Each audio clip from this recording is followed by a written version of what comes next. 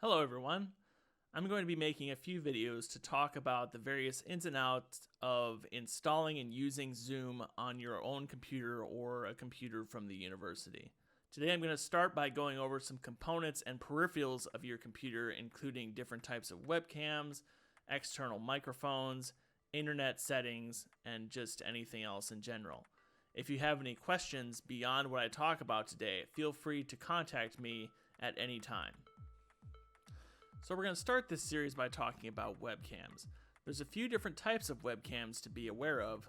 The most common one you're likely to face is a built-in webcam on either a laptop or an iMac. So these are your basic webcams that are going to fulfill most of your general needs throughout this process. An alternative to these is a desktop webcam like what's pictured here in the top right-hand corner, or in the middle image as well. These are external webcams that allow you to have a webcam connected to a desktop type computer like what I'm using right now. You'll most commonly use these with desktop computers, but they can also be used with any computers including laptops.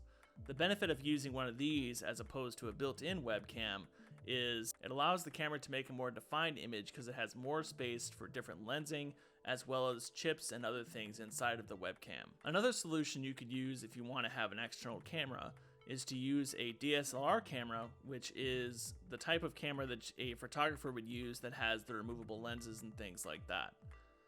Many in theater already own these cameras, so they would potentially be a good alternative to buying a small compact webcam or using a webcam that's built into your computer. Now, when you're shopping for a webcam, you're going to see a lot of things thrown out at you in terms of standard definition versus high definition, as well as numbers such as 720p and 1080p and 4K. Standard definition, or 720p, is going to work for most of your basic webcam needs. However, if you want to have a more defined image and a more crisp appearance, you may consider getting a high definition or 1080p camera. And to go even higher than that, you would get a 4K camera. Speaking of cameras, another important thing to note is your camera angle. Here is an example of a few different angles with a webcam. The man in the top left corner you'll see has his camera at a low angle, which is common if you're using a laptop camera, as you're typically looking down at your computer as opposed to straight on like I am to the camera that's on my external monitor. This angle obviously isn't ideal because you get a lot of shot up this person's nose, and the facial definition makes it look rather negative. Another common less desirable angle is the image in the top right, which is up far too high. The problem with this image is similar to the one with the image down low, where you don't get as attractive of an angle and it's difficult to discern certain facial expressions. Ideally, it would be the bottom right image of the person where the camera is straight on, such as it is with me, which gives you the best facial definition as well as the best lighting exposure. Lighting can be the most significant thing when it comes to recording or streaming from your home, as with effective lighting, it gives your camera the ability to generate the best possible image that it can without having to try to do a lot of guesswork in filling in dark spots in the image. There are a few options for equipment to buy for this, but if you'd like to, you can just as easily experiment with lamps you have in your home to create an ideal lighting scenario. Natural light from windows is good to use, as it can give you the proper color temperature and a good soft lighting throughout your entire space. However, it's good to consider that you may not always be streaming or recording during the daytime, so you have to have alternatives ready. For instance, if you have a performance in the evening as the sun goes down.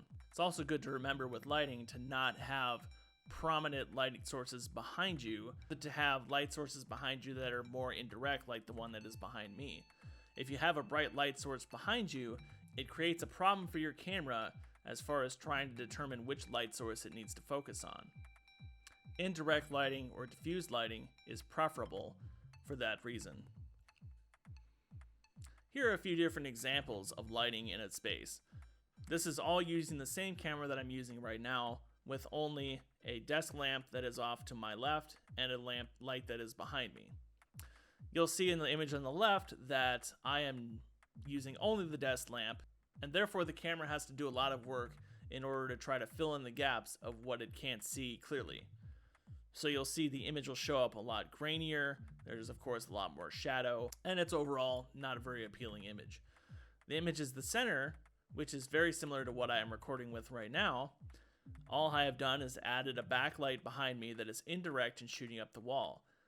Therefore, it makes the background a lot easier for the computer to process, and it has an easier time separating the subject, being me, from the background behind me.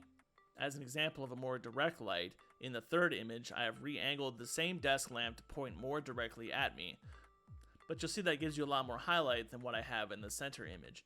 This could potentially work if you had another lamp on this side, and maybe if it was more of a diffused light, either pointed at the ceiling or pointed not so directly at my face.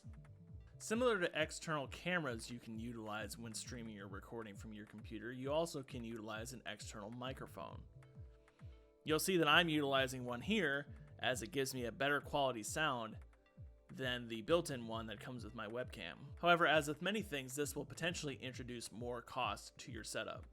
With all things in the realm of sound and audio, quality goes up alongside with the price. But you can still find some good deals on external microphones out there if you know where to look. An example of an external microphone that you would utilize for streaming is this Blue Yeti microphone that is in the picture behind this text. New, this microphone costs about $129, but there are used options available on eBay for around $70 to $80 depending on where you look and how much you pay for shipping. You can also find some microphones of different brands for less than $50. Likely anything that you can find for use that's external from your computer is going to give you a better quality than what's built into your computer. However, I would encourage you to check reviews and ratings before you spend money on any device that is less than $50 and potentially not of a known name brand. Similar to adjusting the lighting in your room, you can also adjust the acoustics in the space that you will be streaming or recording in. This can be easily done with things such as curtains, which can dramatically deaden the room, as well as hanging things on the wall, such as art or tapestry like what's pictured in the bottom right. These will reduce any feedback or echo in your room and make your sound a lot cleaner. You should make extra effort to isolate yourself in a room for recording or streaming. If you have others living in your home with you, it may not be wise to set up your recording and streaming space in the kitchen. Things like wall coverings and curtains can potentially get expensive, but you can also find used options for this at places such as Goodwill. The last thing I'm going to touch on in this video is your internet connection. There's lots of things to consider with this when it comes to broadcasting a stream or even interacting with students from your home. The biggest impact you're going to face is whether or not you're using Wi-Fi as opposed to a hardline connection to your internet. If you're connecting wirelessly to your internet and you're experiencing issues with your streaming, you should maybe consider getting a hardline connection using an Ethernet cable like the one that is pictured on the bottom corner of this slide.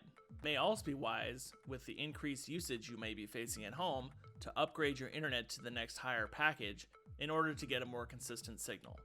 Another thing to consider is the amount of users on your internet at your home. If you live alone, likely you won't have any problems from other people using your internet. But if you live alone and you live in an apartment complex with a shared internet connection over a free Wi-Fi network, then you're competing with other people using that same connection.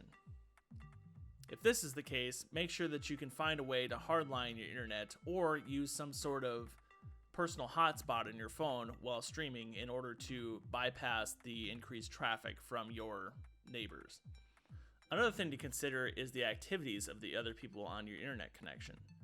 If other people on your connection are doing things such as streaming from Netflix or playing video games, this can increase the burden on your internet connection. This is particularly important during performances to make sure your internet connection has as little traffic in it as possible in order to produce a fine product. If you have multiple people on your connection and they would like to continue to use their internet at their own discretion, it may be wise to discuss with them the possibility of raising your internet connection package in order to increase the amount of speed you have as a household. Another thing to keep an eye on is unnecessary activity on your own device that you're streaming from. This can be things such as updating your software, updating your storage from either Dropbox or Box, or background programs such as Spotify, game clients, or email software. Internet browsers can also have a lot of traffic going through them whether they are open or not. Google Chrome, for example, can utilize a lot of resources from your computer even if you don't have the browser still open. A good practice for this to ensure the least amount of stress on your computer running at the time of the stream is to do a fresh restart before you log on. That concludes this video. If you have any questions, feel free to contact me, and thank you.